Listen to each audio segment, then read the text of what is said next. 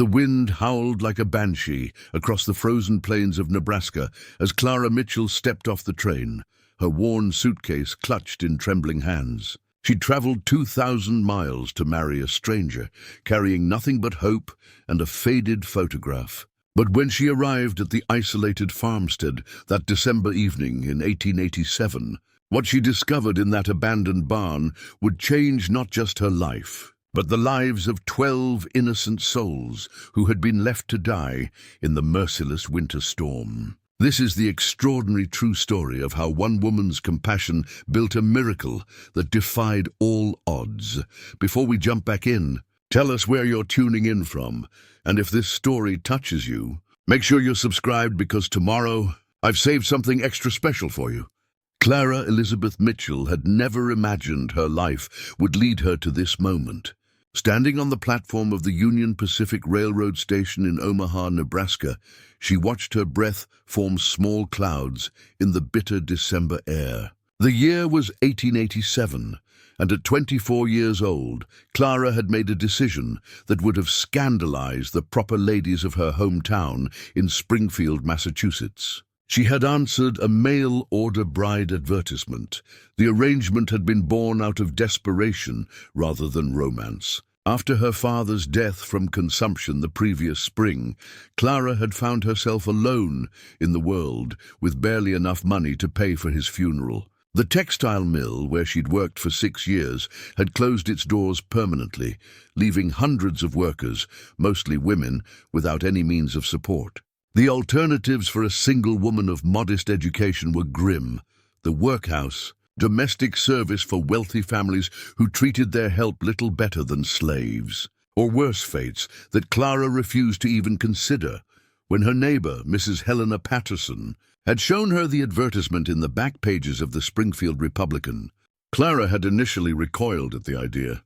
Respectable rancher in Nebraska territory seeks wife for companionship and help managing household. Must be of good moral character, hard-working and willing to embrace frontier life. Serious inquiries only. Write to Thomas Garrett, Box 47, Millfield, Nebraska. But as the cold reality of her situation settled in, Clara found herself returning to that newspaper clipping again and again. She had written 3 letters before finally working up the courage to mail one. Thomas Garrett's response had been prompt and businesslike. He was 32 years old, owned 640 acres of prime farmland, and needed a wife who could help him build something lasting on the frontier. His letters spoke of hard work and honest living, of the satisfaction that came from wresting a living from the unforgiving prairie soil. Over the course of 4 months, they had exchanged 17 letters. Thomas had sent her a daguerreotype of himself, a stern-faced man with dark hair and penetrating eyes, standing beside a wooden farmhouse that looked sturdy but modest. Clara had reciprocated with her own photograph, taken at considerable expense at Morrison's portrait studio on Main Street. She had worn her best dress, a deep blue wool that brought out her eyes, and had arranged her auburn hair in the most flattering style she could manage.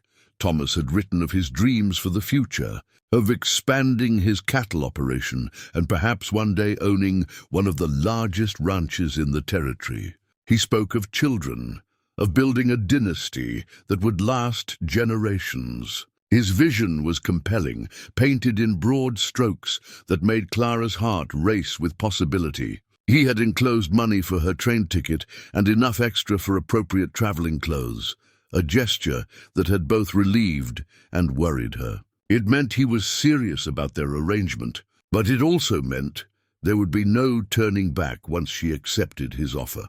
The train journey from Massachusetts to Nebraska had taken 4 days, with stops in Albany, Buffalo, Chicago, and finally Omaha. Clara had never traveled further than Boston before, and the vastness of the American landscape had both thrilled and terrified her. As the train carried her westward, she watched the familiar forests and hills of New England give way to the endless prairies of the Midwest. The sky seemed impossibly large out here, stretching from horizon to horizon without the comforting boundaries of hills or mountains.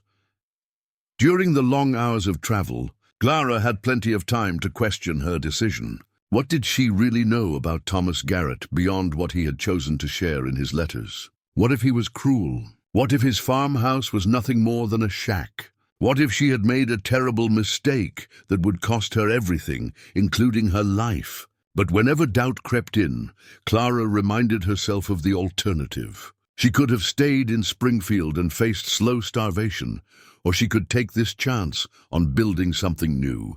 Her mother, God rest her soul, had always said that fortune favored the bold. "Clara," she had whispered on her deathbed, "don't let fear keep you from living.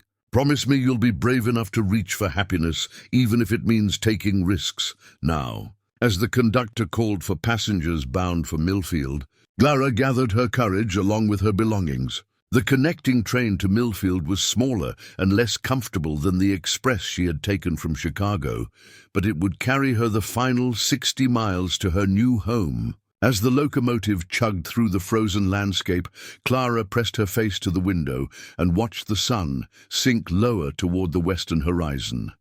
The countryside grew more desolate with each passing mile. What few farmsteads she could see looked small and isolated, separated by vast stretches of empty prairie. The snow that had begun falling lightly in Omaha was coming down more heavily now, driven by a wind that rocked the train car and made the windows rattle in their frames. Clara pulled her woolen cloak more tightly around her shoulders and tried to ignore the growing knot of anxiety in her stomach. When the train finally wheezed to a stop at the Millfield depot, Clara was shocked by how small the town was. The depot was nothing more than a wooden platform beside the tracks, with a small building that served as both station house and telegraph office. Main Street consisted of perhaps a dozen buildings, a general store, a saloon, a blacksmith shop, and a few other establishments she couldn't identify in the gathering darkness. Clara stepped onto the platform, her boots slipping slightly on the ice-covered boards. The wind immediately cut through her traveling clothes like a knife, and she had to steady herself against the force of it. She looked around expectantly, searching for Thomas Garrett's familiar face among the few people who had come to meet the train. But as the other passengers were greeted by friends and family, Clara found herself standing alone on the platform. The train conductor helped unload her trunk and carpet bag, tipping his hat politely before climbing back aboard. Within minutes, the locomotive was pulling away from the station, its whistle echoing mournfully across the prairie as it disappeared into the swirling snow. Clara waited for nearly an hour, growing colder and more worried with each passing minute. The station master, a grizzled man named Pete Hawkins, finally took pity on her and invited her into the station house to warm herself by the pot-bellied stove. "You must be the young lady Thomas Garrett's been expecting," Hawkins said, stroking his grey beard thoughtfully. "Strange that he ain't here to meet you. Thomas is usually reliable as clockwork." "Perhaps he was delayed by the weather," Clara suggested, though she could hear the uncertainty in her own voice. Hawkins nodded, but his expression remained troubled. "This storm's been building all day.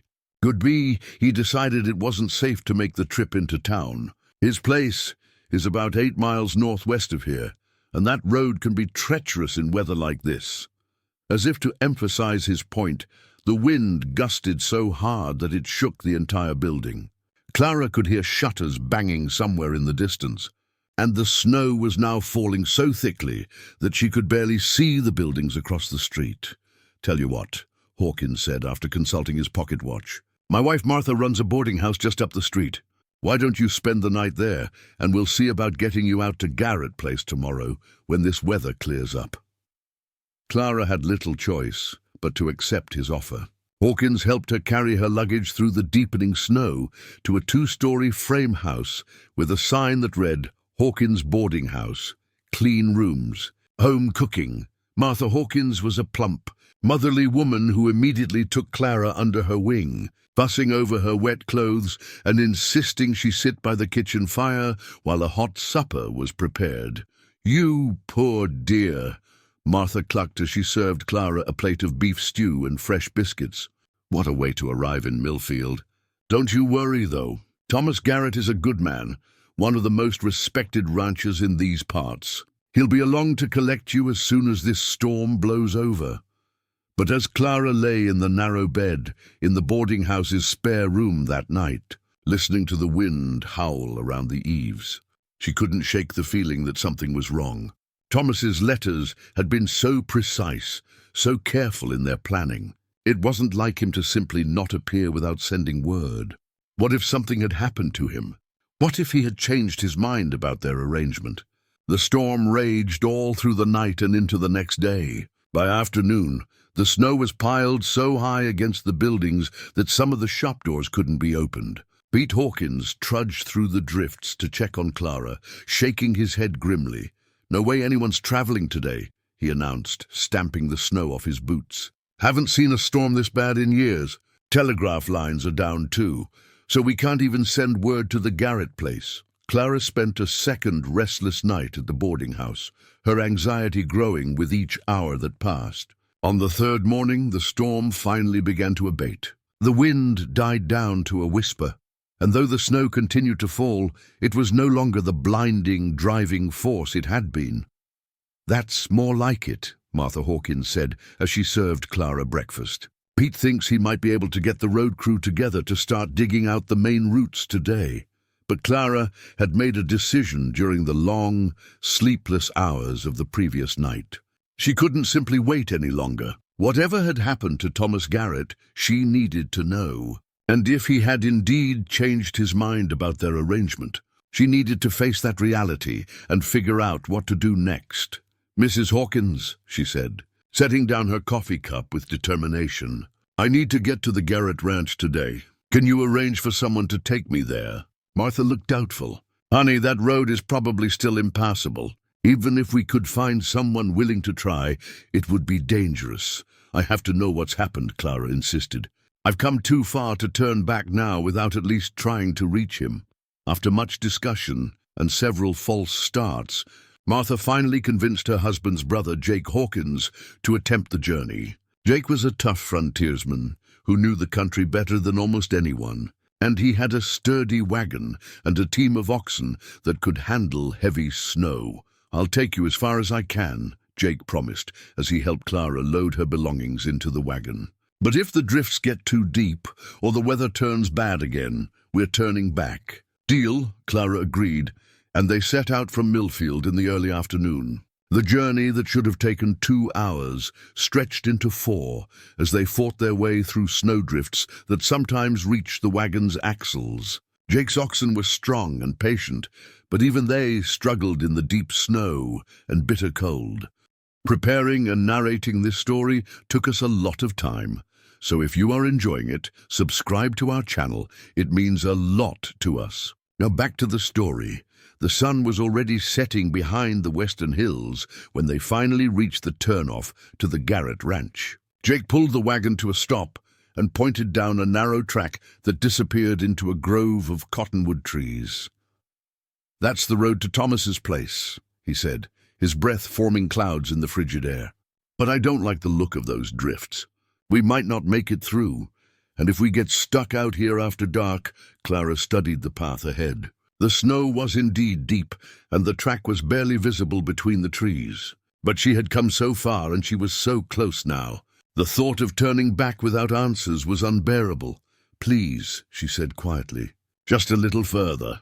Jake shook his head, but urged the oxen forward. They had traveled perhaps a quarter mile when they crested a small hill and saw the Garrett farmstead spread out below them. Even in the fading light, Clara could see that something was terribly wrong.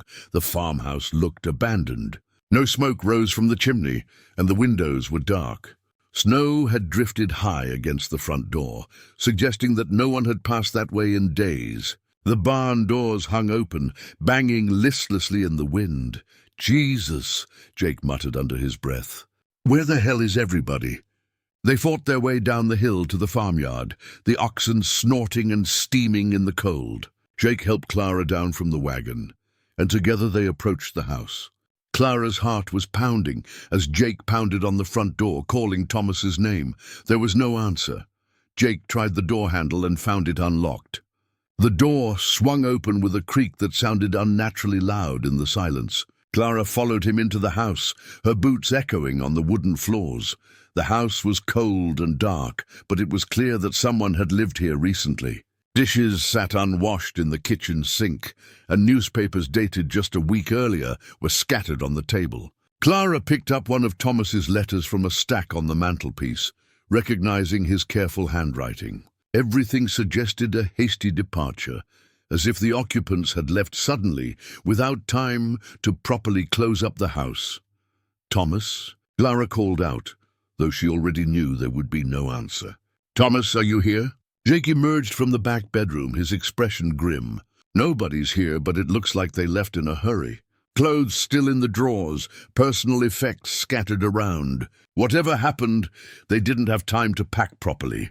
Clara sank into a chair by the cold fireplace, overwhelmed by disappointment and confusion. She had traveled 2,000 miles to marry a man who had simply vanished. What was she supposed to do now? "We need to get back to town before full dark," Jake said gently. "You can stay at Martha's place while we figure out what happened to Thomas. Maybe somebody in town will know something." But as they prepared to leave, a sound from outside stopped them both in their tracks. It was faint, almost lost in the wind, but it sounded almost like crying. Clara and Jake exchanged glances, then hurried outside. The sound was coming from the direction of the barn, carried on the wind in brief, heartbreaking snatches. "Did you hear that?" Clara whispered. Jake nodded grimly. "Something's in that barn. Could be an injured animal or—" He didn't finish the sentence, but Clara could read the worry in his eyes.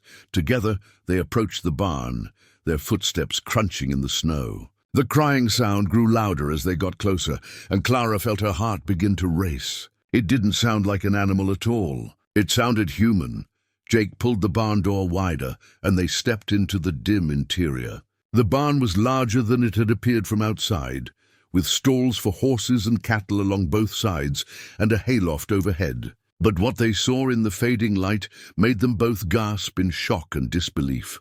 Huddled together in a horse stall at the far end of the barn were 12 children, ranging in age from what appeared to be infants to perhaps 8 or 9 years old. They were wrapped in whatever scraps of cloth and blankets they had been able to find, and they looked up at Clara and Jake with eyes that held a mixture of fear, hope, and desperate hunger. Clara felt her knees go weak. "Dear God," she whispered. "Who are they?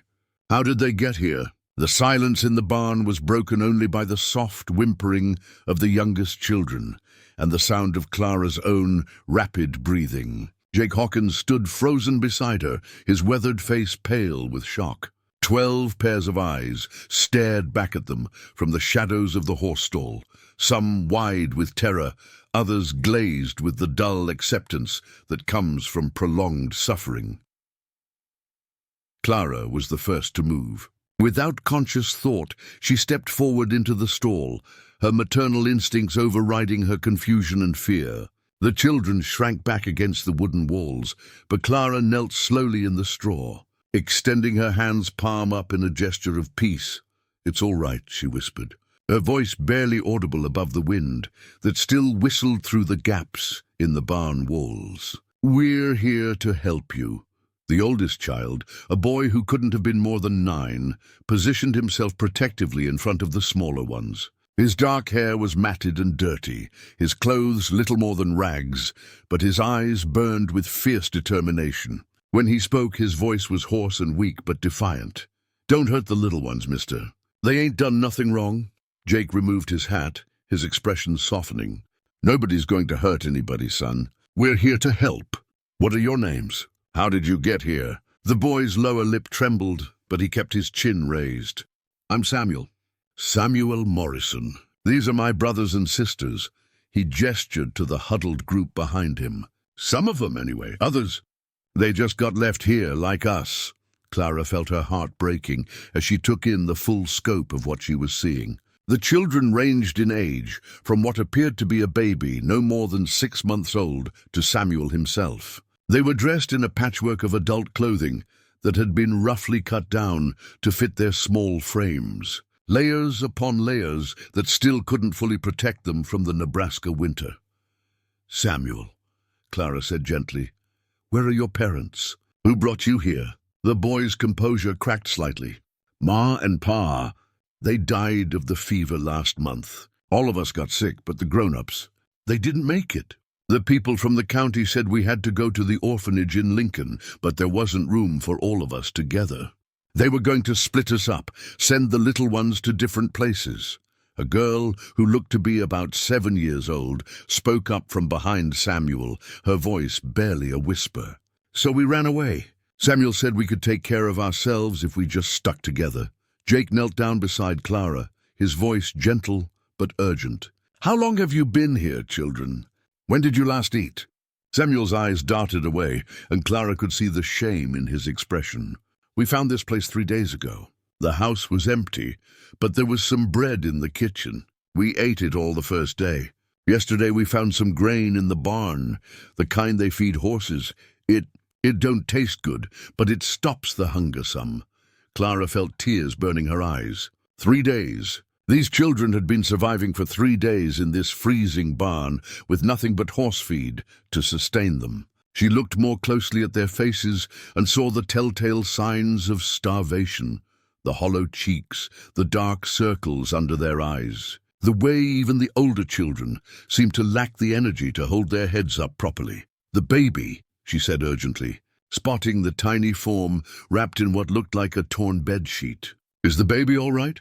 A girl of perhaps 5 or 6 was holding the infant, rocking back and forth in a motion that spoke of long practice. "This is little Mary. She's been crying a lot, but she got real quiet today. I've been trying to give her water, but we ain't got much left." Clara's medical knowledge was limited to what any frontier woman might know, but she could see that the baby was in serious trouble.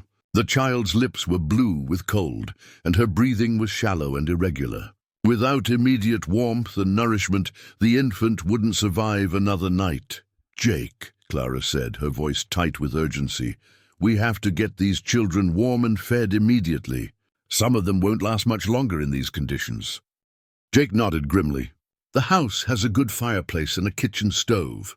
If I can get some fires going, we can at least get them warm. But Miss Clara, we've got a bigger problem. My oxen are tired, and that storm's not done with us yet. Even if we could fit all these children in the wagon, which we can't, I don't think we could make it back to town before the weather turns bad again." As if summoned by his words, a fresh gust of wind howled through the barn, bringing with it a flurry of snow that swirled around their feet. Clara could see that the storm was indeed intensifying again. The brief respite that had allowed them to make the journey from Millfield was ending. "Then we stay here tonight," Clara said with more conviction than she felt. "We get them into the house, get fires going, and figure out what we can do for food." One by one, they helped the children to their feet. Some of the smaller ones had to be carried, their legs too weak from hunger and cold to support them properly. Samuel, despite his own obvious exhaustion, helped gather up the few possessions the group had managed to salvage: a handful of blankets, a dented tin cup, and a small cloth bundle that seemed to contain the last of their meager supplies. The journey from the barn to the house, a distance of perhaps 50 yards, became an epic struggle. The snow was knee-deep on Clara and Jake, which meant it reached the waists of the older children and completely overwhelmed the younger ones. They had to form a human chain, with Jake breaking trail, Clara in the middle helping the children, and Samuel bringing up the rear to make sure no one fell behind. By the time they reached the farmhouse, all of them were soaked through and shivering violently. Clara's fingers were so numb she could barely turn the door handle, and she could hear several of the smaller children crying from the cold and exhaustion. Inside the house, Jake immediately set about building fires in both the kitchen stove and the main fireplace. Clara helped the children out of their wet outer garments, her heart sinking as she saw how thin they all were beneath their layers of rags. The baby, Mary, was barely responsive, her tiny body frighteningly cold to the touch.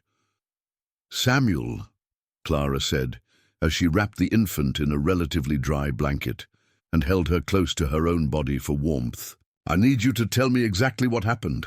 How did you end up here at the Garrett farm?" The boy settled the other children near the growing fire, making sure the smallest ones were closest to the warmth, before turning to Clara with an expression far too serious for his young face. After Ma and Pa died, the county folks came to take us away. There was this woman, Mrs. Hutchinson. She said we'd all find good homes, but then she started talking about how the little ones would go to one place and the bigger kids somewhere else. She said brothers and sisters don't always get to stay together, that we should be grateful for whatever families would take us. A girl with tangled blonde hair, who looked to be about 6, spoke up from her place by the fire. "I'm Molly Morrison. Samuel's my real brother.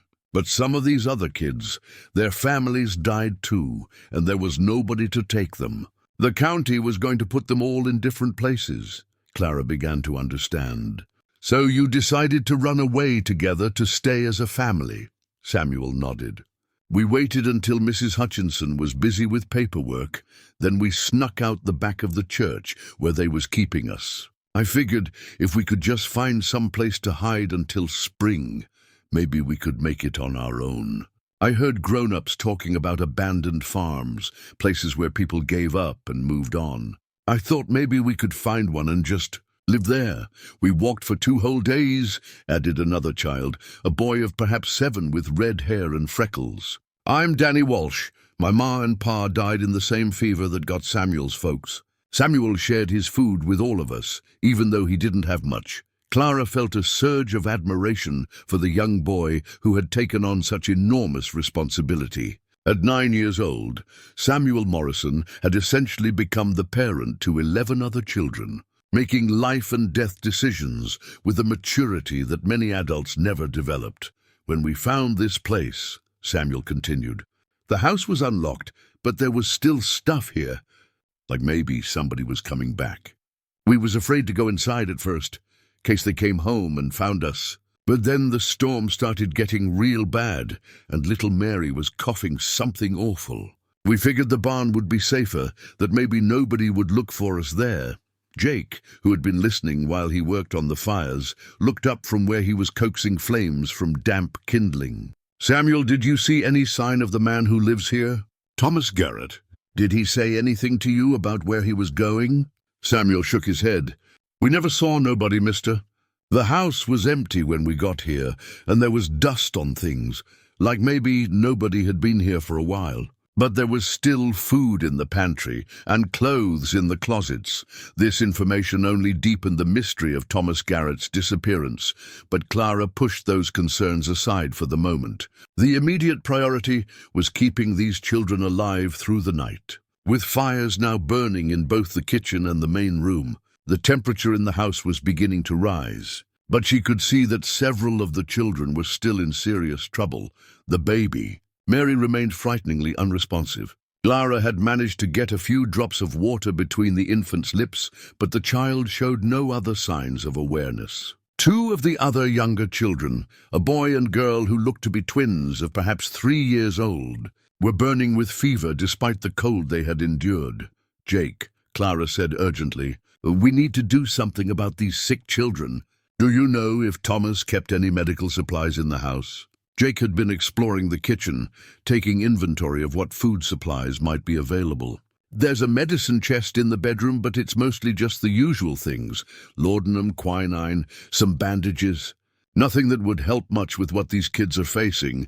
Clara bit her lip, thinking hard. She had no medical training, but she had helped care for her father during his final illness, and she had assisted neighbors during difficult childbirths and times of sickness. She would have to rely on common sense and whatever folk remedies she could remember.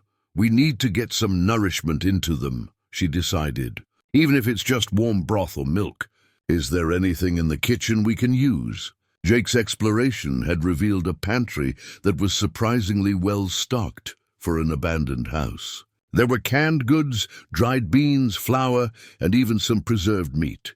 Most importantly, there was a root cellar beneath the kitchen that contained potatoes, turnips, and other vegetables that had been stored for the winter. "I can make a soup," Clara said, rolling up her sleeves. "Something simple that even the youngest ones can keep down. Jake, can you help me get some water heated?"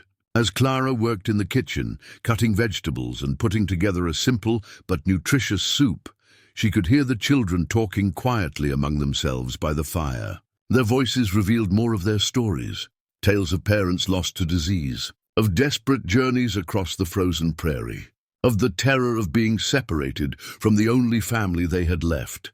There was Emma and Ethan, the 3-year-old twins whose parents had been killed in a farming accident. Their older sister, Lucy, age 8, had been caring for them with the help of Samuel and the other children.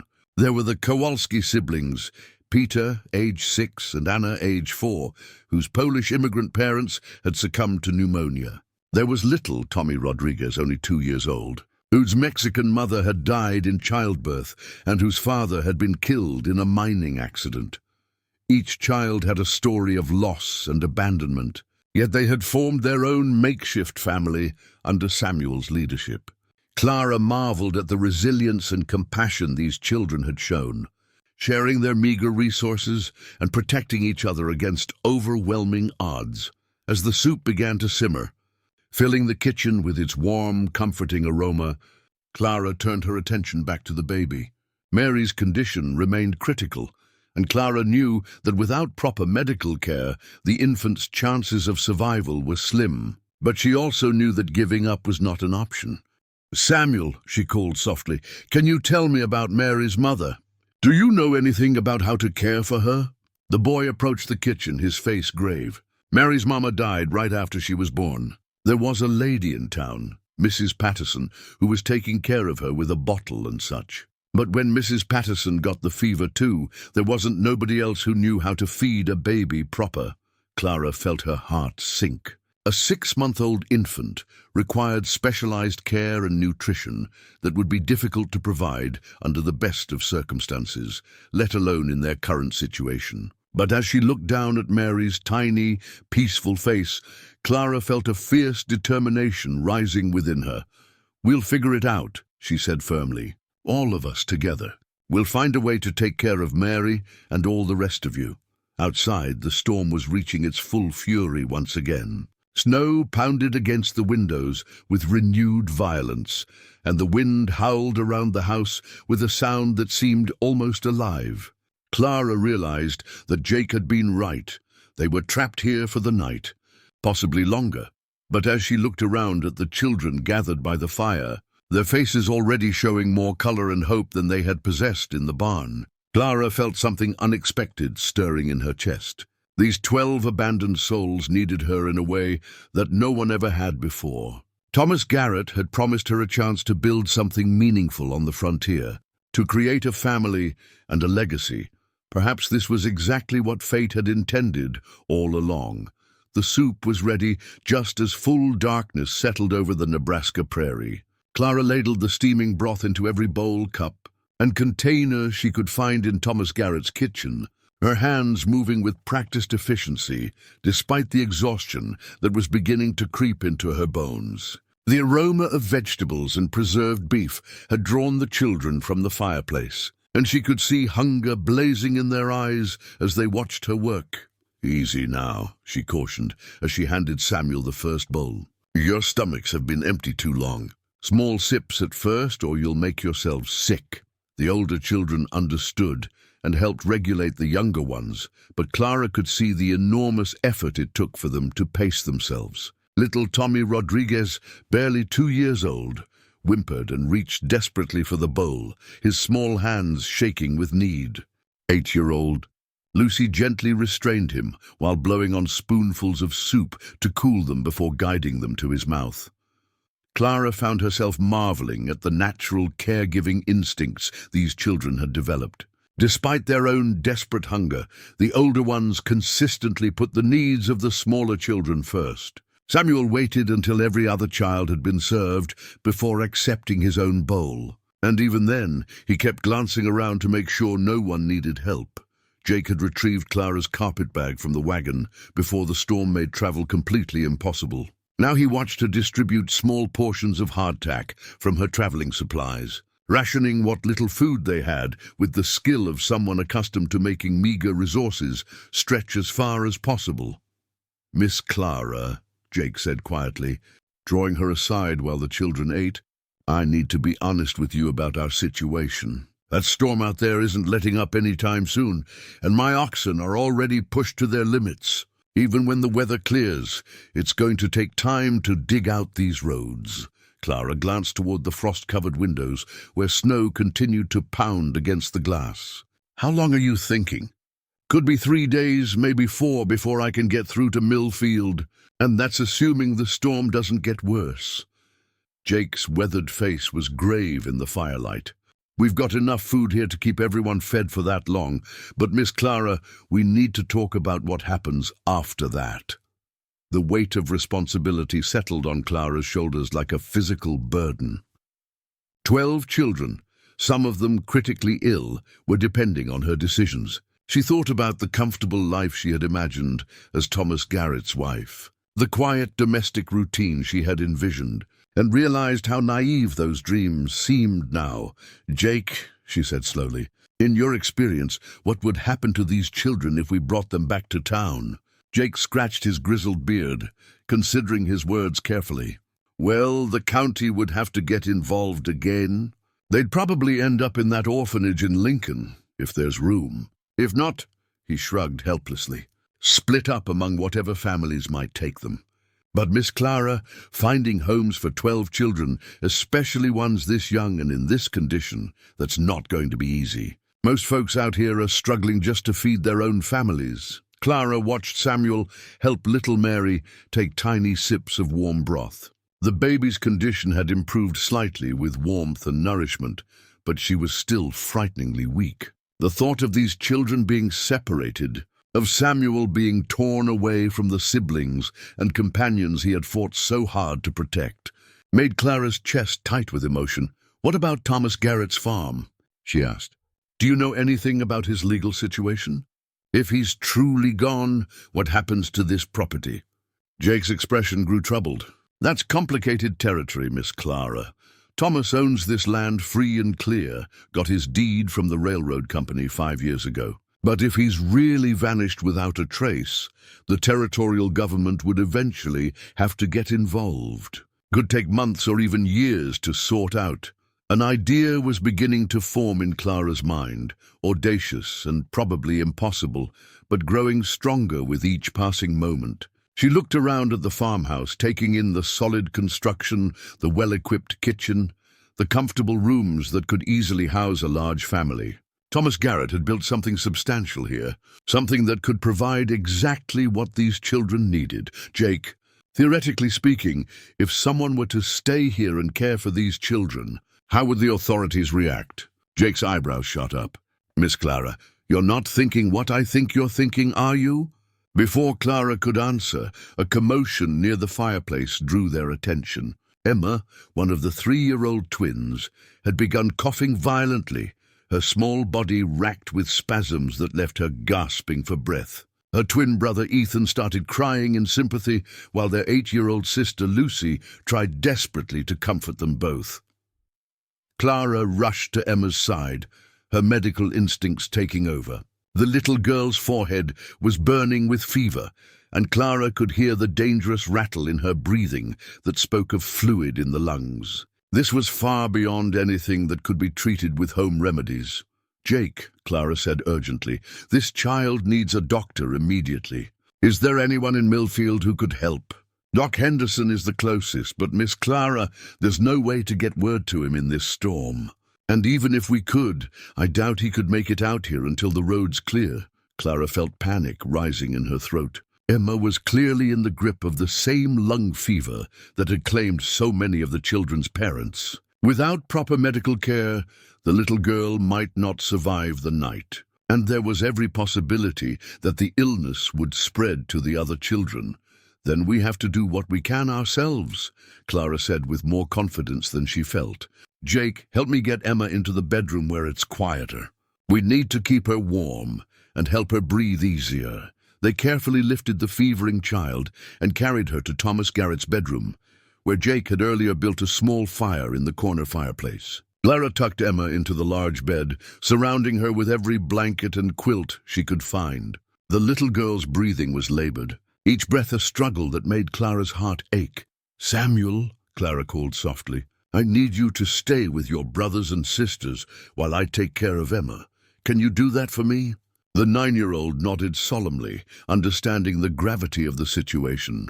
Clara could see him gathering the other children closer to the main fireplace, his young voice steady and reassuring as he distracted them with whispered stories.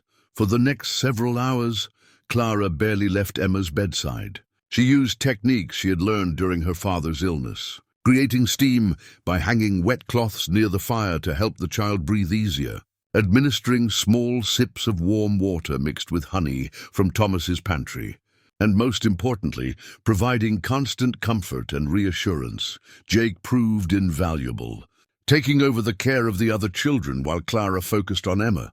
Clara could hear him in the main room, reading to the children from a collection of books he had found on Thomas's shelves, his gruff voice gentle as he spun tales of adventure and heroism that held their attention despite their exhaustion and fear.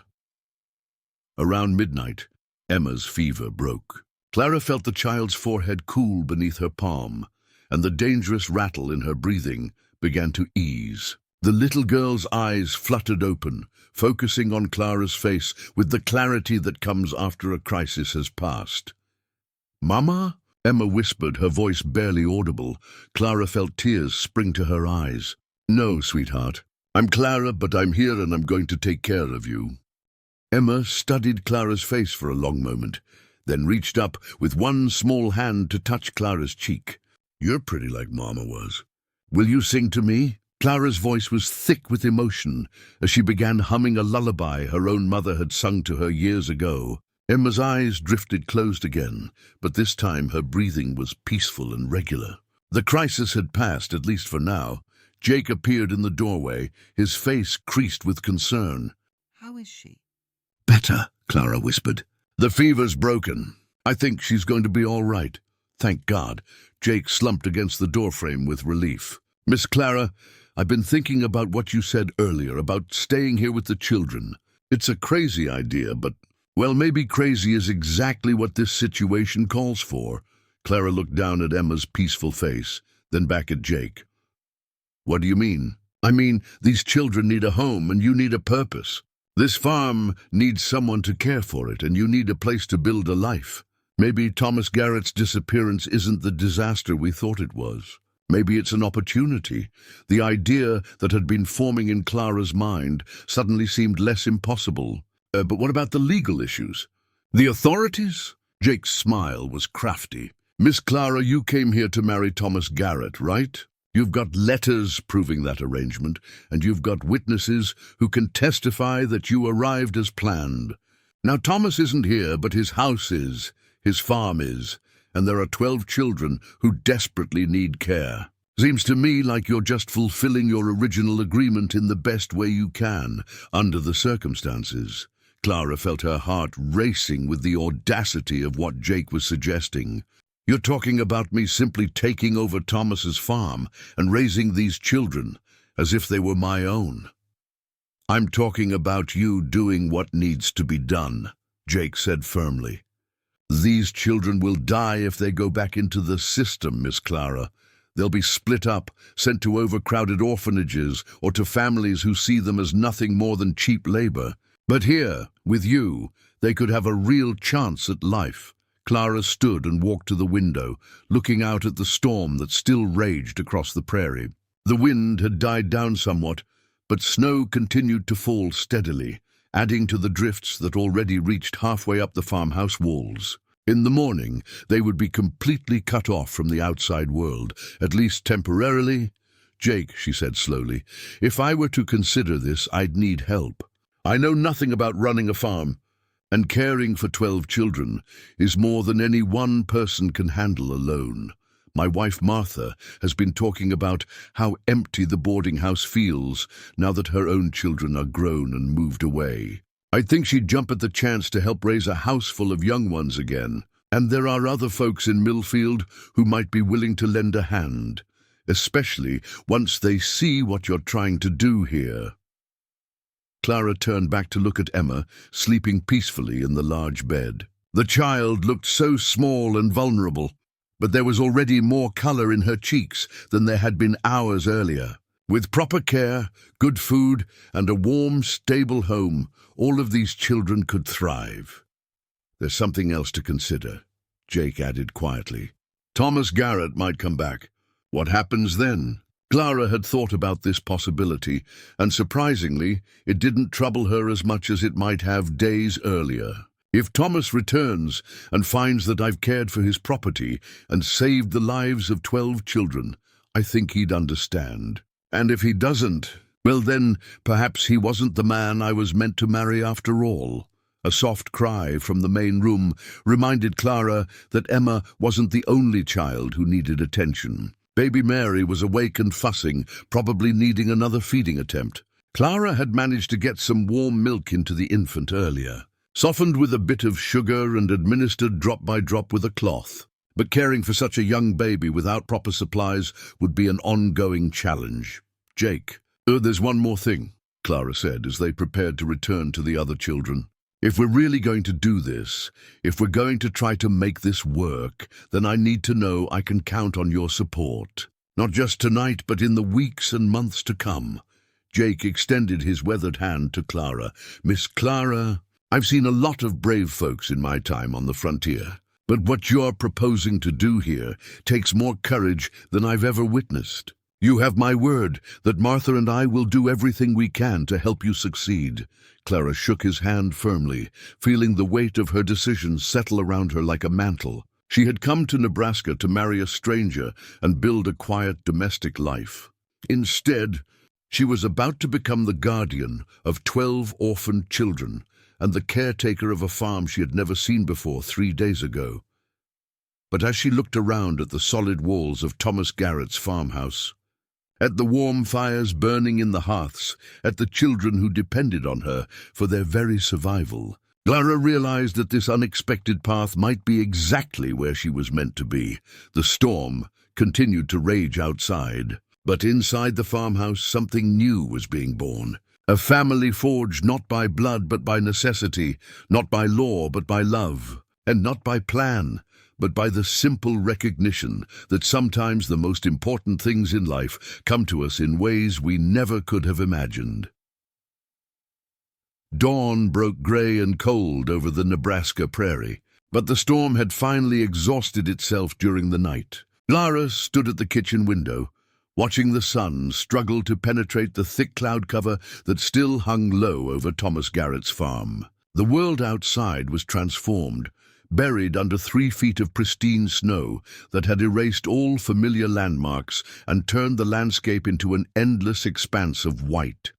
Behind her, the farmhouse hummed with the quiet sounds of children waking up. Some were stirring on makeshift beds near the fireplace, where Jake had arranged blankets and pillows for them the night before. Others remained deeply asleep, their bodies finally relaxing after weeks of constant vigilance and fear. Clara moved quietly among them, checking temperatures and adjusting covers, her heart swelling with an emotion she was only beginning to recognize as maternal love. Emma was sitting up in the big bed, her fever completely gone, and her eyes bright with curiosity. The 3-year-old was examining a cloth doll she had found on Thomas's dresser, turning it over in her small hands with the intense concentration that young children bring to new discoveries. "Good morning, sweetheart," Clara whispered, settling on the edge of the bed. "How are you feeling?" "Better," Emma replied, then held up the doll. "Is this mine now?" The simple question carried enormous weight. Clara realized that these children had lived for so long with nothing to call their own that even a forgotten toy seemed like an impossible treasure. "Yes," Clara said firmly, "everything in this house belongs to all of us now. We're a family, and families share." Emma's face lit up with a smile that could have powered every lamp in the house. She clutched the doll to her chest and snuggled back into the warm blankets, a picture of contentment that made Clara's throat tight with emotion. Jake was already up and moving, stoking the fires and assessing their practical situation. Clara found him in the kitchen, standing over Thomas's well-stocked pantry with a thoughtful expression. "We've got enough food to last maybe 2 weeks if we're careful," he reported. Longer if I can get some hunting done once this snow settles. Thomas kept a good rifle, and I saw deer tracks near the creek before the storm hit. Clara nodded, her mind already working through the logistics of feeding 12 growing children on limited supplies. What about milk for baby Mary? She needs more than just water and broth. There's a cow in the barn, Jake said. I checked on her yesterday evening. She's thin but healthy, and she should be producing milk. Thomas also kept chickens, though some of them probably didn't make it through the cold snap. The mention of livestock brought home another reality Clara hadn't fully considered. This wasn't just about providing temporary shelter for the children until the authorities could be contacted. If she was truly going to make this work, she would need to learn how to manage every aspect of frontier farm life. Jake, she said hesitantly, I need to be honest with you. I know absolutely nothing about farming. I can cook and clean and care for children, but milking cows, tending chickens, managing crops, I've never done any of that. Jake's weathered face creased in a reassuring smile. Miss Clara, nobody's born knowing how to farm. It's all learned, and you strike me as someone who learns fast. Besides, some of these older children probably know more about farm work than you might expect. Poor families put their young ones to work early. As if summoned by their conversation, Samuel Morrison appeared in the kitchen doorway. The 9-year-old looked remarkably better after a night of warmth and proper food, though Clara could still see the weight of responsibility he carried in his serious expression. Miss Clara, he said formally, I've been thinking about what you said last night, about us being a family now. I want to help with the work. I know how to milk cows and gather eggs and such. Pa taught me before he got sick. Clara knelt down to Samuel's eye level, moved by his eagerness to contribute. Samuel, you've already done more than any boy your age should ever have to do. You kept 11 other children alive when most adults would have given up. You don't have to prove anything to anyone. But I want to help, Samuel insisted. This is our home now, right? That means we all got to do our part.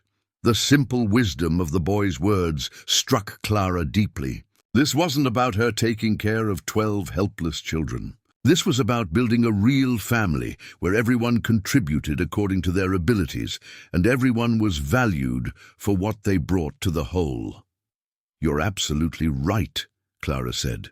We're all in this together. Why don't you show me how to milk that cow? The expedition to the barn became an adventure for all the children who were well enough to venture outside. Clara wrapped them in every coat, blanket and shawl she could find, creating a parade of small figures bundled beyond recognition, trudging through the snow. Even baby Mary came along, swaddled against Clara's chest in a makeshift sling, fashioned from one of Thomas's shirts. The barn was warmer than Clara had expected, insulated by the hay in the loft and heated by the body warmth of the animals Thomas had left behind. In addition to the cow, there were 2 horses, a handful of chickens huddled together for warmth, and a pig that seemed remarkably unconcerned by the dramatic change in its circumstances. Her name's Bessie, Samuel announced, approaching the brown and white cow with confident familiarity. Pa had one just like her. You got to talk to them gentle-like, let them know you're friendly. Clara watched in amazement as Samuel demonstrated the milking process, his small hands moving with practiced efficiency. The other children gathered around, some of them clearly remembering similar scenes from their own family farms. 8-year-old Lucy helped hold the bucket steady, while 6-year-old Peter Kowalski scattered fresh hay for the horses. Miss Clara, said Danny Walsh, the red-haired 7-year-old. My pa used to say that animals know when people are scared. They can smell fear.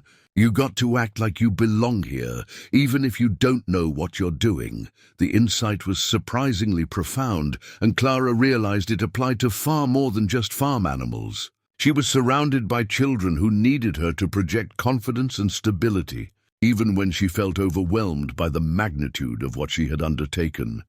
By the time they returned to the house, Clara's arms were loaded with fresh eggs, a bucket of milk, and a renewed sense of purpose. The children had worked together like a well-coordinated team, each one finding ways to contribute despite their small size and recent ordeal. She was beginning to see that what she had initially perceived as an impossible burden might actually be an incredible source of strength. The afternoon brought unexpected visitors. Clara was in the kitchen, teaching some of the older children how to make bread, when she heard the sound of jingling harness and men's voices outside. Through the window, she could see a large sleigh pulled by 4 sturdy horses making its way up the snow-covered lane. Jake went to the door, his hand resting casually on the rifle he had kept close since their arrival. Clara felt her heart racing as she wondered who these visitors might be and what they wanted. The sleigh carried 4 men, all bundled in heavy coats and fur hats. The leader was a tall, distinguished-looking gentleman with a grey beard and an air of authority that suggested he was accustomed to being obeyed. Behind him were 2 younger men, who Clara assumed were his sons, and an older man she didn't recognize. "Good afternoon," the leader called out as he climbed down from the sleigh. "I'm Judge Morrison from Millfield. This is my son David, my son Michael, and Sheriff Reynolds. We're looking for a group of missing children who were last seen in this area." Clara felt the blood drain from her face. Judge Morrison, the same surname as Samuel and his siblings. This had to be a relative, possibly someone with legal authority over the children's welfare. Jake stepped forward, his manner respectful but cautious. "Judge Morrison, I'm Jake Hawkins from Millfield. These folks and I took shelter here during the storm." The judge's sharp eyes took in Jake, then shifted to Clara, who had appeared in the doorway with baby Mary in her arms. Several of the older children clustered behind her, their faces showing a mixture of hope and fear. "Samuel!" the judge exclaimed suddenly, his stern expression transforming into one of relief and joy. "Samuel Morrison, is that you, boy?" Samuel stepped forward hesitantly, his young face uncertain. "Yes, sir, you. You look like my Grandpa Joe, are you?" "I'm your grandfather's brother, son. Your great-uncle Herbert. I've been searching for you and your brothers and sisters ever since I heard about your parents' passing." The judge's voice was thick with emotion as he knelt down to Samuel's level. "I live clear out in Colorado Territory, and it took weeks for the news to reach me. By the time I got to Nebraska, you children had already disappeared." Clara felt a mixture of relief and apprehension. Here was a family member, someone with both the legal right and the financial means to care for Samuel and his siblings. But what about the other children, the ones who had no relatives to claim them? "Judge Morrison," Clara said carefully, "I'm Clara Mitchell. I've been caring for all 12 of these children since we found them during the storm. They've been through a terrible ordeal." The judge's attention turned to Clara, his experienced eyes taking in everything from her simple dress to the way she held baby Mary with natural maternal instinct. "Miss Mitchell, I understand that you came here to marry Thomas Garrett. What happened to him?" "We don't know," Clara admitted. "When we arrived, the house was empty. The children had taken shelter in the barn and were near death from cold and starvation. We did what we had to do to save their lives." Sheriff Reynolds, a stocky man with a permanent squint, stepped forward. "Miss, we've had word that Thomas Garrett was seen boarding a train in Omaha 2 weeks ago. Ticket agent remembered him because he was carrying a lot of cash and seemed nervous. Train was headed for California." The news hit Clara like a physical blow. Thomas Garrett had abandoned his farm and his commitment to her without a word of explanation. She thought of his carefully written letters, his promises of building a life together, and felt a surge of anger mixed with hurt. But as she looked down at baby Mary's trusting face, then back at the children gathered behind her, Clara realized that Thomas's betrayal might have been the best thing that could have happened to all of them. "Judge Morrison," she said with growing confidence, "I want to discuss the welfare of all these children, not just Samuel's family. They've formed bonds that go beyond blood relations. Separating them would be cruel after everything they've survived together." The judge studied Clara for a long moment, his legal mind clearly evaluating both her character and the situation. "Miss Mitchell, what exactly are you proposing?" Clara took a deep breath, knowing that her next words would determine the fate of 12 innocent lives. "I'm proposing to raise them all as my own children. This farm is large enough, productive enough to support a big family."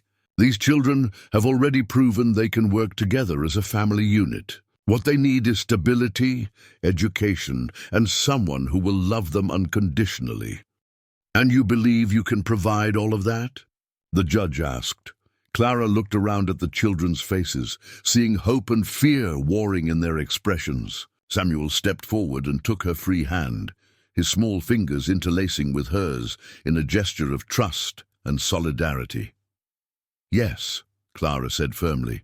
"With help from the community and God's guidance, I believe I can give these children the home they deserve." Judge Morrison exchanged glances with his sons and the sheriff, then turned back to Clara with an expression that was both impressed and troubled. "Miss Mitchell, what you're proposing is admirable, but there are legal complications to consider. The question of property ownership, the matter of formal adoption proceedings, the need for proper documentation. These things take time and money to resolve properly." "Then let's resolve them," Clara said without hesitation. "These children have already waited too long for someone to fight for their future. I'm prepared to do whatever it takes." The judge smiled for the first time since his arrival, and Clara could see Samuel's features reflected in the older man's face. "Miss Mitchell, I think you and I need to have a much longer conversation about how to make this arrangement work within the law. Because if you're serious about this commitment, I believe I can help you make it happen." As the men accepted Clara's invitation to stay for supper and continue their discussions, Clara felt a weight lifting from her shoulders. For the first time since stepping off the train in Millfield, she knew with absolute certainty that she was exactly where she was meant to be. The conversation that evening around Thomas Garrett's dining table would change the course of 12 young lives forever.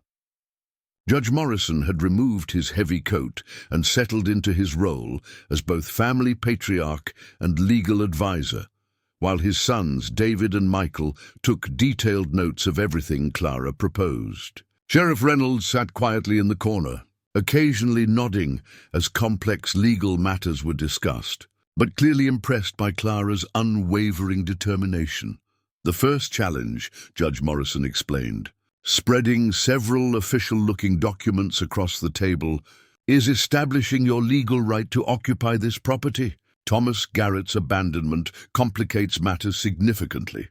Clara had put the younger children to bed, but Samuel, Lucy, and Danny remained at the table, their young faces serious as they listened to discussions that would determine their future. Clara had insisted they be included, believing they had earned the right to understand what was happening to them. "In Colorado Territory, where I serve on the bench," the judge continued, "we've seen similar cases of property abandonment.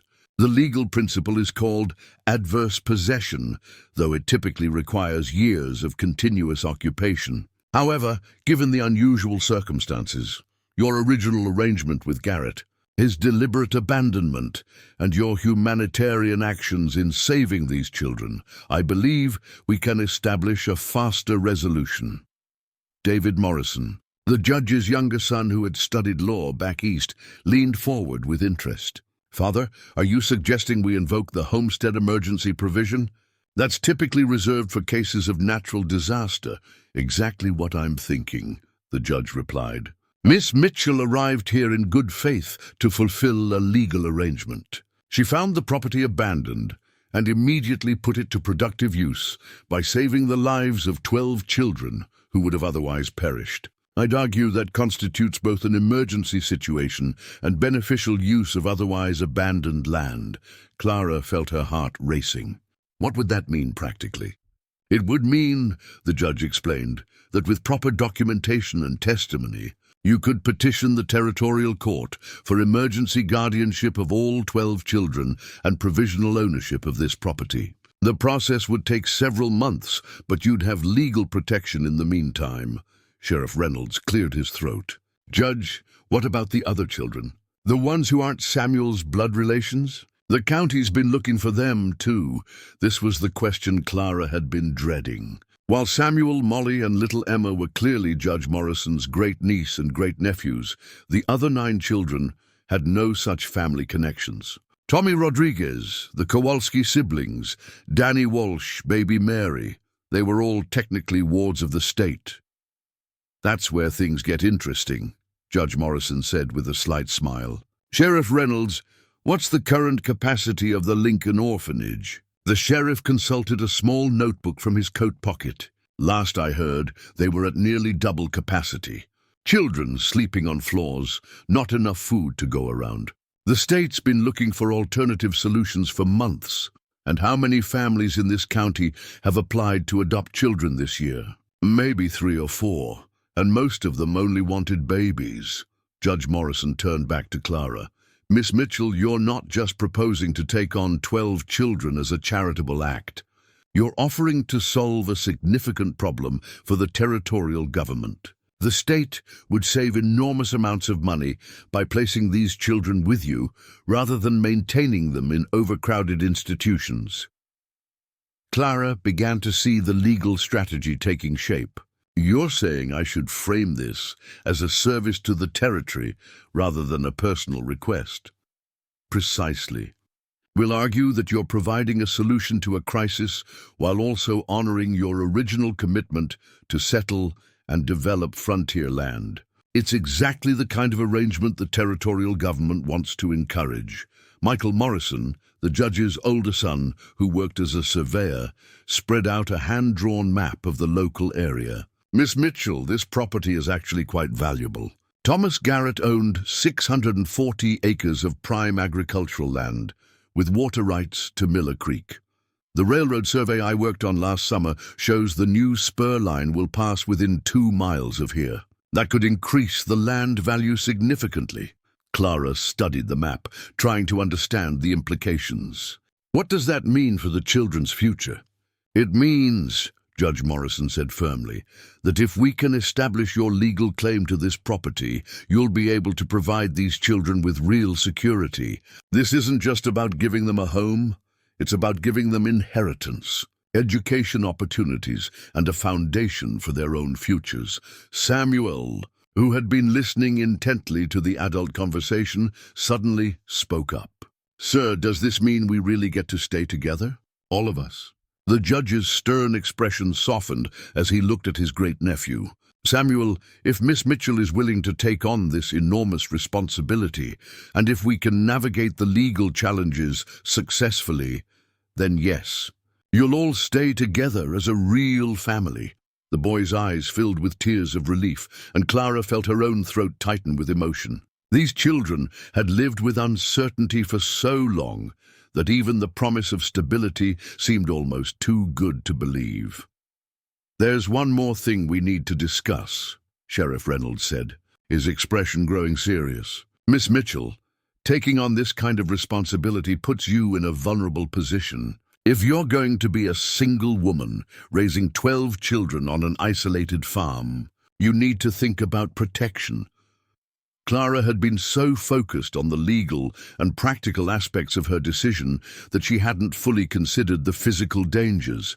The Nebraska frontier could be harsh and unforgiving, especially for those without strong community ties. What do you recommend? She asked. First, you need to establish strong relationships with your neighbors, the sheriff replied. The nearest farm is the Anderson place, about 3 miles east. Good people, Swedish immigrants who've been here for about 10 years. They've got 5 children of their own and understand what it's like to build something from nothing. Judge Morrison nodded approvingly. Community connections will be crucial, both for practical support and for legal credibility. The territorial court will want to see that you're not trying to raise these children in isolation. There's also the matter of education, David Morrison added. The territorial law requires children to receive basic schooling. The nearest school is in Millfield, but that's too far for daily travel, especially in winter. Clara felt a moment of panic. In all her planning, she hadn't considered how to provide formal education for 12 children of varying ages. What are my options? You could petition the county to establish a school district here, the judge suggested. With 12 children, you'd meet the minimum enrollment requirements. The territory would provide books and basic supplies, and you'd need to find a qualified teacher. Or, Michael Morrison said thoughtfully, you could apply to become the teacher yourself. You'd need to pass a competency examination, but from our conversation tonight, I believe you have the intelligence and dedication required. The idea intrigued Clara. Teaching 12 children of different ages and backgrounds would be challenging, but it would also ensure they received education tailored to their individual needs and circumstances. I'd like to try, she said. When could I take the examination? The Territorial Education Board meets quarterly in Lincoln, David replied. The next session is in March, which would give you several months to prepare. As the evening wore on, the enormity of what Clara was contemplating became increasingly clear. She wasn't just adopting 12 children, she was establishing a school district, claiming abandoned property, challenging territorial bureaucracy, and essentially starting a small community from scratch. But with each detail they discussed, Clara felt her resolve strengthening rather than weakening. These children deserved more than just survival. They deserved opportunity, education, security, and love. If she could provide those things, no challenge would be too great. Judge Morrison, she said, as the conversation began to wind down, what do you need from me to start this process? First, written testimony from everyone present tonight, documenting how you found the children and what condition they were in. Second, a formal petition to the Territorial Court requesting emergency guardianship. Third, documentation of Thomas Garrett's abandonment of the property. The judge paused, studying Clara's face. And fourth, absolute certainty that you understand what you're committing to. I understand, Clara said without hesitation. These children are my family now. I'll do whatever it takes to give them the life they deserve. Judge Morrison smiled and extended his hand across the table. Then, Miss Mitchell, you have my full support. I'll use every resource at my disposal to make this arrangement legal and permanent. As they shook hands, Clara heard a soft sound from the hallway. Turning, she saw all the older children clustered at the doorway in their nightclothes, having crept from their beds to listen to the conversation that would determine their fate. Did you hear all of that? Clara asked gently. Samuel stepped forward as their unofficial spokesman. Miss Clara, we heard enough to know you're fighting for us. We want to fight too. We want to help make this work. Then it's settled, Clara said, opening her arms to embrace all of them at once. Tomorrow, we start building our new life together. Judge Morrison and his companions agreed to stay for several more days to help with the initial legal paperwork and to assess the farm's potential. But before they retired for the night, the judge pulled Clara aside for a private conversation. Miss Mitchell, I want you to understand something. What you're attempting has never been done before, at least not on this scale. You'll face skepticism from government officials, criticism from people who think a single woman can't handle this responsibility, and practical challenges that would test even the most experienced frontier families. Clara nodded. I know it won't be easy, but, the judge continued, I've spent 30 years evaluating people's character, and I've rarely met anyone with your combination of courage, compassion, and practical intelligence. If anyone can make this work, it's you. As Clara finally made her way to bed that night, checking on each sleeping child along the way, she reflected on how dramatically her life had changed in just 4 days. She had come to Nebraska expecting to marry a stranger and live a quiet domestic life. Instead, she had found her true calling as the mother of 12 children and the head of what would soon become one of the most unusual families in the territory. Outside, the Nebraska wind whispered across the snow-covered prairie, but inside the farmhouse 12 children slept peacefully, secure in the knowledge that they had finally found someone willing to fight for their future. And in the master bedroom, Clara Mitchell lay awake, planning the miracle home she was determined to build for them all. The legal battle was just beginning, but Clara had already won the most important victory of all. She had given 12 abandoned children hope for tomorrow.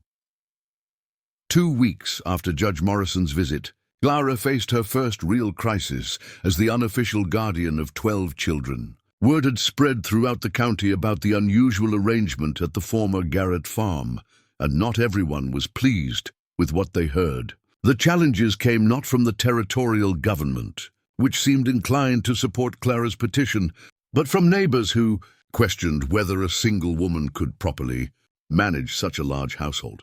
The test came on a bitter February morning when Clara heard the sound of multiple wagons approaching the farmhouse. Through the frost-covered kitchen window, she counted 6 families making their way up the lane, their faces grim with purpose. At the head of the procession rode Cornelius Blackwood, the wealthiest rancher in the county, and a man whose opinion carried significant weight in local affairs. "Samuel," Clara called quietly. "Gather all the children in the main room, but stay calm. We have visitors." The 9-year-old had developed an uncanny ability to sense trouble, and he quickly herded his makeshift siblings away from the windows, while Clara composed herself and stepped onto the front porch. The February wind cut through her wool dress like a blade, but she stood straight and met Blackwood's stern gaze without flinching. "Miss Mitchell," Blackwood announced from his position atop a magnificent black stallion, "we've come to discuss the situation you've created here." Clara noticed that the other families remained in their wagons, clearly allowing Blackwood to speak for them. Among the group, she recognized the Petersons from the neighboring farm, the Webbers, who ran the grain mill, and several other prominent local families. Their children peered curiously from beneath heavy blankets, their eyes wide with fascination at the unusual gathering. "Mr. Blackwood," Clara replied, with carefully controlled courtesy, "would you and your companions care to come inside where it's warm? I'd be happy to discuss any concerns you might have." "That won't be necessary," Blackwood said curtly. "What we have to say can be said right here. Miss Mitchell, this community has watched your experiment with growing concern. 12 children living with an unmarried woman in an isolated farmhouse raises serious questions about propriety and safety." Clara felt anger flaring in her chest, but she forced her voice to remain steady. "Mr. Blackwood, these children were dying when I found them. Would you have preferred I leave them to freeze in that barn?" "Of course not," interjected Mrs. Peterson from her wagon seat. "But surely there were more appropriate arrangements that could have been made. The county has procedures for dealing with orphaned children." "The county's procedures," Clara replied sharply, "would have separated these children and sent them to overcrowded institutions where half of them wouldn't have survived the winter.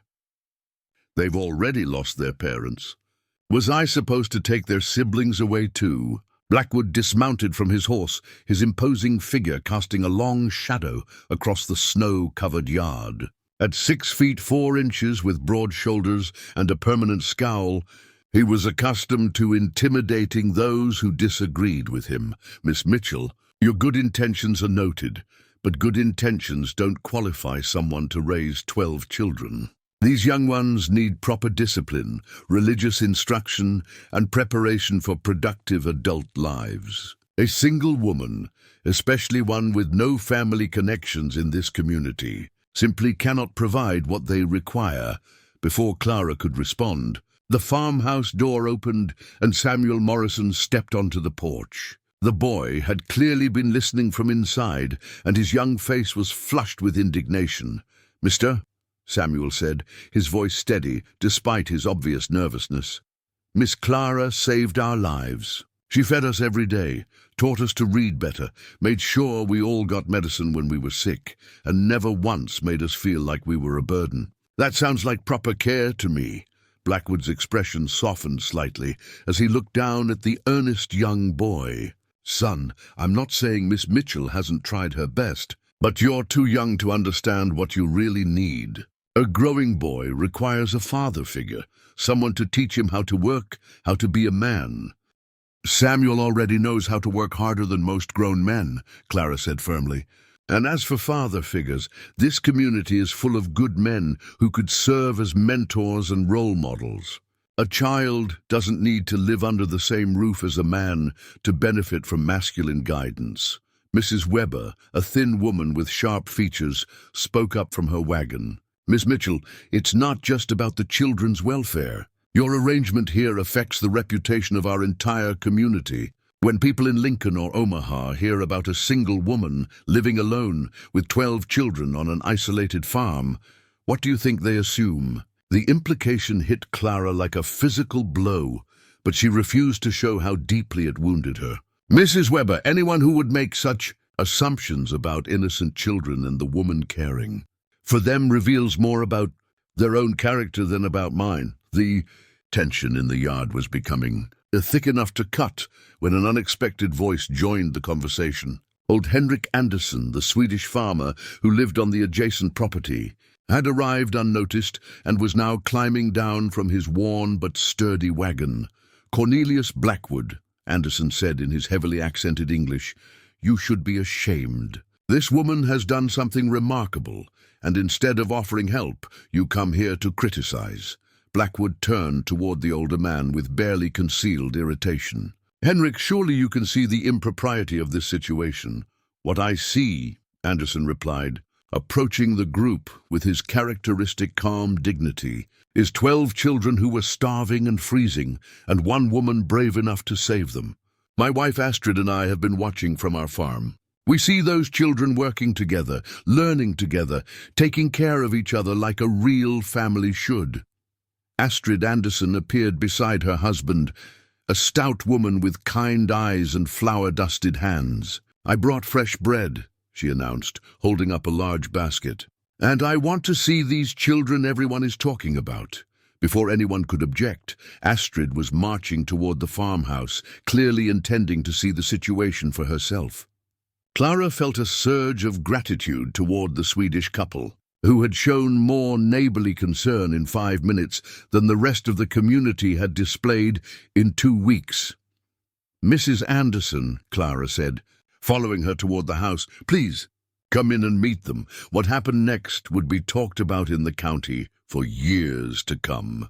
As the adults filed into Thomas Garrett's former home, they found themselves in the middle of a perfectly ordinary domestic scene that contradicted every dire prediction they had been making. Lucy Morrison was helping little Emma and Ethan with their letters, patiently guiding their small fingers as they traced characters on slate boards. Danny Walsh and Peter Kowalski were playing a quiet game of checkers near the fireplace, while 4-year-old Anna Kowalski watched with intense concentration. Baby Mary was sleeping peacefully in a wooden cradle that Samuel had constructed from scraps found in the barn, while 2-year-old Tommy Rodriguez played contentedly with wooden blocks on a hand-braided rug. The house itself told its own story. Every room was clean and well-organized, with children's clothing mended and neatly folded, meals prepared and ready to serve, and evidence of learning activities scattered across tables and windowsills. This wasn't the chaotic, improper household the visitors had expected to find. Astrid Andersson moved among the children with the practiced eye of a woman who had raised 5 children of her own. She examined their clothing, noted their healthy complexions, listened to them recite lessons, and asked gentle questions about their daily routines. "You," she said to Molly Morrison, "what did you learn today?" The 6-year-old smiled shyly and recited a perfectly executed multiplication table, then demonstrated her ability to write a complete sentence with proper punctuation. When Astrid asked Danny Walsh to show her what he knew about geography, the boy produced a hand-drawn map of Nebraska territory that was remarkably accurate for a 7-year-old's work. Most impressive of all was the way the children interacted with each other. There was no fighting, no cruel teasing, no selfishness over toys or food. The older ones helped the younger ones without being asked, sharing resources and attention with the natural generosity that comes from a secure, loving environment. Mrs. Peterson, who had arrived prepared to find evidence of neglect or impropriety, instead found herself watching 12-year-old Samuel help baby Mary drink from a bottle, with the patience and gentleness of an experienced caregiver. Mrs. Weber discovered Lucy teaching Tommy Rodriguez his colors in both English and Spanish, accommodating the little boy's mixed heritage with natural acceptance.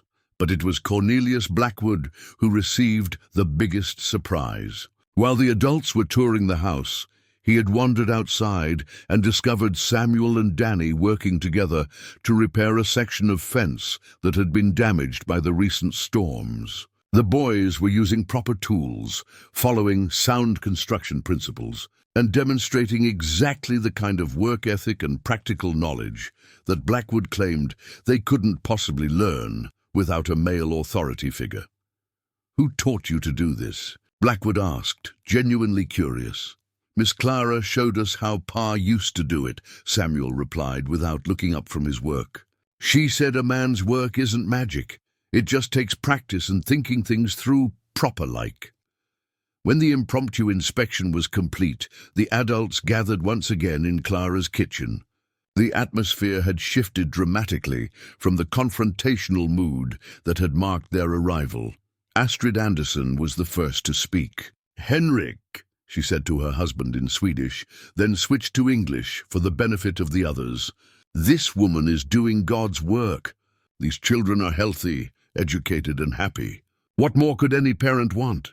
Mrs. Peterson nodded slowly. "I have to admit I expected to find chaos and neglect. Instead, I see better organization than I manage with my own 3 children." Even Mrs. Weber seemed grudgingly impressed. "The children are certainly well-behaved and articulate. But Miss Mitchell, how do you manage the expense of feeding and clothing so many?" Clara had been dreading this question, because the honest answer revealed just how precarious their financial situation really was. "We live simply and waste nothing. The older children help with farm work that produces food. We make our own clothes from fabric remnants and hand-me-downs. Judge Morrison has helped establish a small account for essential supplies, but mostly we depend on our own resourcefulness." Cornelius Blackwood had remained silent throughout most of the discussion, but now he stepped forward with an expression that was difficult to read. "Miss Mitchell," he said slowly, "I came here today prepared to demand that these children be removed from your care. I believed you were in over your head, that you couldn't possibly provide what they needed." Clara held her breath, waiting for the verdict that could destroy everything she had worked to build. "I was wrong," Blackwood continued. "What you've accomplished here in just a few weeks is remarkable. These children are thriving under your care in ways that most traditional families never achieve." The admission clearly cost him considerable pride, but Blackwood continued. "However, I still have concerns about the long-term sustainability of your situation. 12 children will need more resources as they grow older.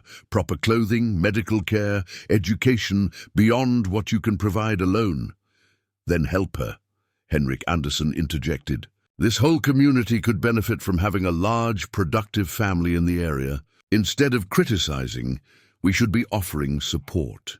What followed was the most productive conversation Clara had experienced since arriving in Nebraska. The families began discussing practical ways they could assist with the children's needs without undermining Clara's authority as their guardian.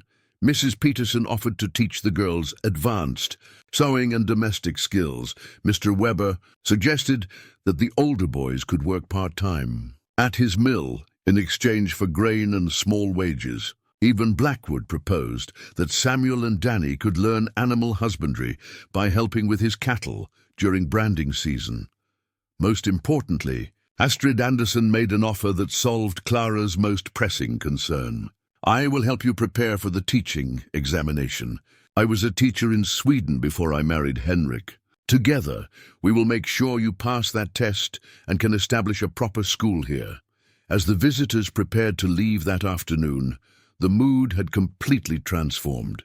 Instead of a confrontational inspection, the gathering had become the foundation for a support network that would help Clara's unusual family thrive. Cornelius Blackwood was the last to depart. As he mounted his horse, he turned back to Clara with something resembling respect in his eyes. "Miss Mitchell, you've proven something important today. You've shown that love and determination matter more than conventional arrangements. This community will support you, but more than that, we'll be proud to have your family as our neighbors." As the wagons disappeared down the lane, Clara gathered her 12 children around her on the front porch. The February sun was setting behind the western hills, painting the snow-covered prairie in shades of gold and pink. "What happens now, Miss Clara?" Samuel asked, his young voice reflecting the uncertainty they all felt. Clara looked out at the vast Nebraska landscape that had become their home, then back at the faces of the children who had become her purpose in life.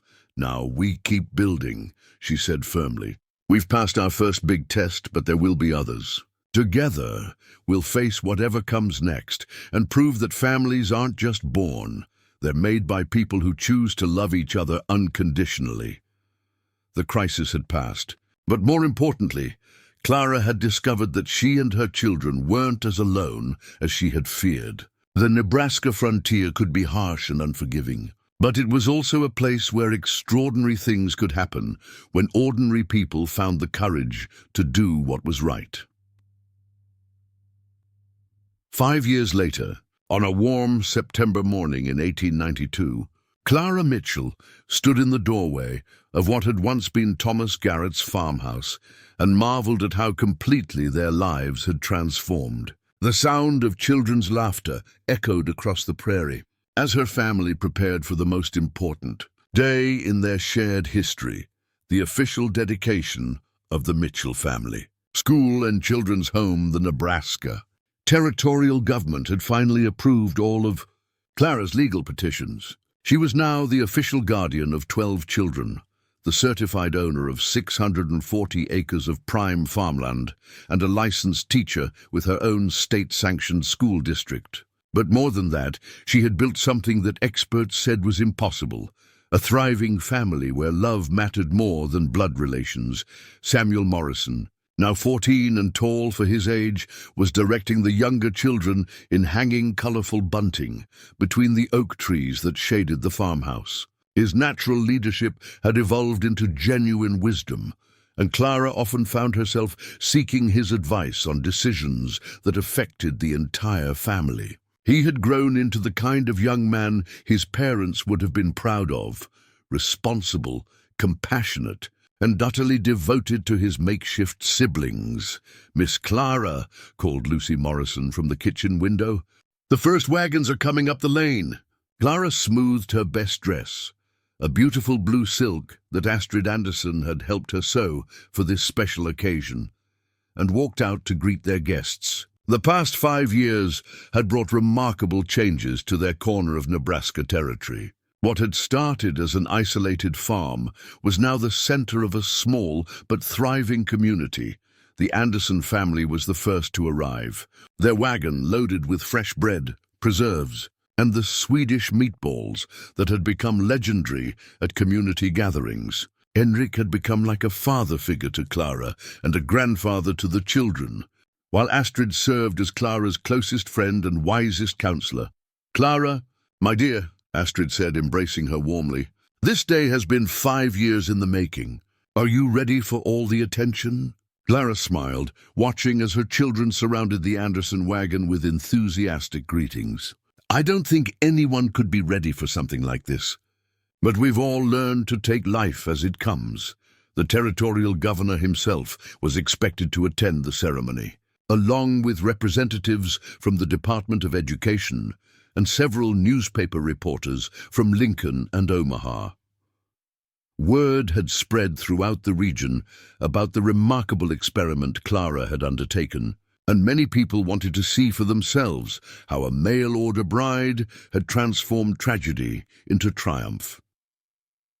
Cornelius Blackwood arrived next, his attitude toward Clara having undergone a complete transformation over the years. The wealthy rancher had become one of the family's strongest supporters, employing several of the older boys during harvest season and serving as an unofficial mentor to Samuel and Danny Walsh. "Miss Mitchell," Blackwood said formally, then broke into a rare smile. "Or should I say, Mrs. Mitchell? I still can't believe you turned down that marriage proposal from Judge Morrison's eldest son." Clara laughed, remembering David Morrison's earnest courtship the previous year. "Mr. Blackwood, I've got 12 children to raise and a school to run. I hardly have time for romance." What she didn't say, but what everyone in the community understood, was that Clara had found something more fulfilling than a traditional marriage. She had discovered her calling as a mother, teacher, and pioneer of a new kind of family structure that was already being studied and replicated in other territories. The morning flew by as neighbors and officials arrived for the ceremony. Clara was amazed to see how many people had been touched by her family's story. There were farmers who had hired her children for seasonal work, merchants who had extended credit during difficult times, and families whose own children had been educated alongside hers in the one-room schoolhouse that Samuel and the older boys had built behind the main house. Baby Mary, now 5 years old and no longer a baby, had grown into a bright, curious child who served as the family's unofficial greeter.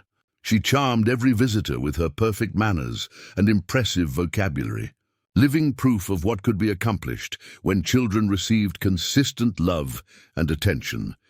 Tommy Rodriguez, now 7, had become fluent in both English and Spanish and often served as translator for the growing number of Mexican families settling in the area. The Kowalski siblings had maintained their Polish heritage while fully embracing their new American identity. Each child had retained something unique from their original family while contributing to the collective strength of their chosen family. At exactly noon, Governor James Boyd arrived with his entourage, including territorial education officials and 3 newspaper reporters who had traveled from as far away as Chicago to document the ceremony. Clara felt nervous butterflies in her stomach as she realized the magnitude of the attention focused on her small family. The ceremony took place under the large oak tree, where Clara had first made her decision to keep all 12 children together. Governor Boyd was a tall, distinguished man with a gift for public speaking, and his words carried across the gathered crowd of nearly 200 people. "Ladies and gentlemen," the governor began, "we gather today to recognize something truly extraordinary. 5 years ago, Miss Clara Mitchell arrived in Nebraska Territory as a mail-order bride with modest expectations and simple dreams. What she found instead was an opportunity to demonstrate the very best qualities of the American spirit: courage, compassion, and an unwavering commitment to doing what is right rather than what is easy." Clara felt tears stinging her eyes as she listened to the governor describe how her decision to care for 12 abandoned children had evolved into a model program that other states were beginning to study and implement. "The Mitchell Family Home and School," Governor Boyd continued, "represents a new approach to caring for orphaned and abandoned children, rather than institutional care that separates siblings and provides minimal individual attention. Miss Mitchell has proven that family-based care can produce remarkable results." The statistics were indeed remarkable. All 12 children were reading at or above grade level. The older boys had developed valuable trade skills through their work with neighboring farmers and craftsmen.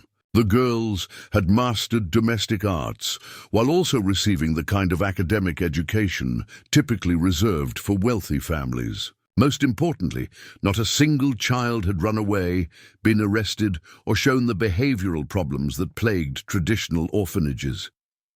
Samuel stepped forward when called upon to speak for the family. At 14, he had grown into a poised young man who could address adults with confidence and dignity. "Governor Boyd, honored guests and friends," Samuel began, his voice carrying clearly across the gathering. "5 years ago, my brothers and sisters and I were cold, hungry and scared. We thought nobody in the world cared whether we lived or died. Then Miss Clara found us in that barn and everything changed." He paused, looking back at Clara with an expression of love and gratitude that made her heart swell with pride. "Miss Clara didn't just save our lives. She gave us hope, education, and most importantly, she gave us each other. We learned that families aren't just born, they're built by people who choose to love unconditionally. That's what makes this place special. That's what makes it home." The crowd erupted in applause, and Clara felt overwhelmed by the magnitude of what they had accomplished together. When the formal ceremony concluded, she was surrounded by well-wishers, officials wanting to discuss replicating her model, and reporters eager to hear more details of their remarkable story. As the afternoon began to wind down, Clara found herself standing in the same spot where she had first seen Thomas Garrett's abandoned farmhouse 5 years earlier. The property had been transformed beyond recognition. The original house had been expanded to accommodate 12 children and their various activities. The new schoolhouse buzzed with learning 6 days a week. The barns housed healthy livestock, and the fields produced abundant crops that helped support their large family. But more than the physical transformation was the emotional miracle that had taken place. 12 children who had lost everything had found something better than what they had lost. They had found a family built on choice rather than chance, on commitment rather than convenience.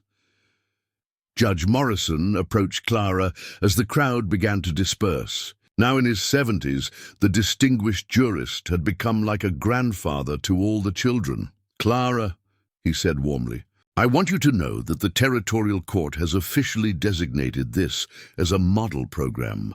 You'll be receiving additional funding to expand your capacity, and there are requests from 3 other states asking for guidance in establishing similar programs." Clara smiled, but her expression was thoughtful. "Judge Morrison, I never set out to create a program or a model. I just saw children who needed help, and I did what any decent person would do."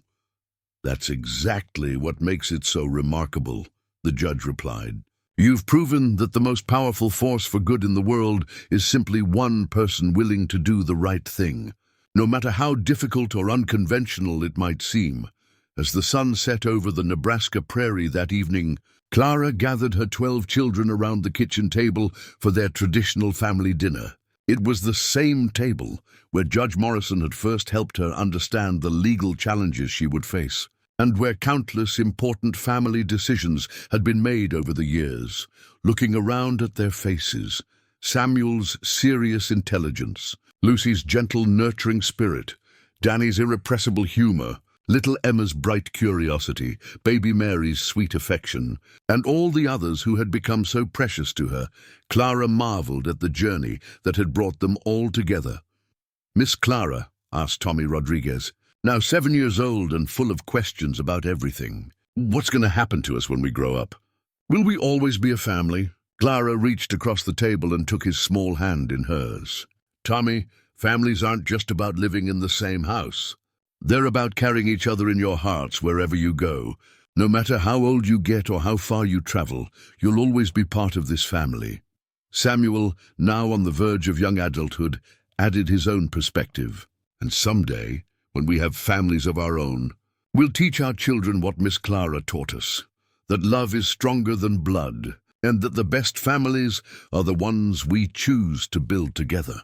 As Clara tucked the younger children into their beds that night, she reflected on the miraculous chain of events that had led her to this moment. She had come to Nebraska as a mail-order bride, seeking a conventional marriage and quiet domestic life. Instead, she had found her calling as the mother of 12 extraordinary children and the creator of a new model for family life that was already changing lives across the country. The abandoned babies she had discovered in that blizzard-bound barn had become thriving young people with bright futures ahead of them. The failed mail-order marriage arrangement had evolved into something far more meaningful than any traditional relationship could have provided. And the isolated farmhouse had become the center of a community that proved every day that miracles can happen when ordinary people find the courage to do extraordinary things. Outside her window, the Nebraska stars shone down on the home Clara Mitchell had built through love, determination, and an unwavering belief that every child deserves a family willing to fight for their future. It wasn't the life she had planned, but it was the life that had been waiting for her all along. The mail-order bride had found her destiny not in marriage to a stranger, but in motherhood to 12 children who needed her more than she ever could have imagined. And in saving them, She had discovered the most profound truth of all, that sometimes the greatest love stories aren't about romance, but about the families we choose to create through pure, unconditional devotion. The miracle home was complete. Up next, you've got two more standout stories right on your screen. If this one hits the mark, you won't want to pass these up. Just click and check them out. And don't forget to subscribe and turn on the notification bell so you don't miss any upload from us.